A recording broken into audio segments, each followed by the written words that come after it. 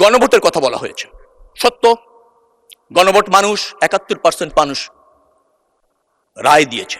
কিসের জন্য? জুলাই সনদ বাস্তবায়ন করবার জন্য। জুলাই সনদ কি?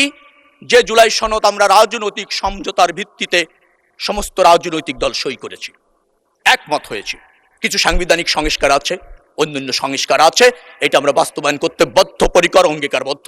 মাননীয় প্রধানমন্ত্রী তা বলেছেন, আমাদের দল সেটা ধারণ করে এবং বাস্তবায়ন করবার জন্য অঙ্গীকার করেছে।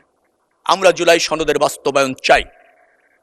যে সনদের বাস্তবায়ন চাই সেটি হচ্ছে যেটা জাতি বা রাজনৈতিক দল সই করেছে, তার বাস্তবায়ন চাই। তার জন্য ৭১% মানুষ ভোট দিয়েছে জুলাই সনদ বাস্তবায়নের জন্য। সেটা বাস্তবায়ন হবে। কিভাবে হবে? সেই জায়গায় ৫১% ভোট দিয়েছে মানুষ বিএনপিকে, যে বিএনপি যেভাবে চেয়েছে, যেভাবে সই করেছে, সেভাবে বাস্তবায়ন হবে। ২০% মানুষ এর সাথে একমত হয়নি। ৭১ থেকে যদি ৫১ বাদ দেন, তো ২০% গ্রহণযোগ্য হবে নাকি ৫১% মানুষের সমর্থন গ্রহণযোগ্য হবে?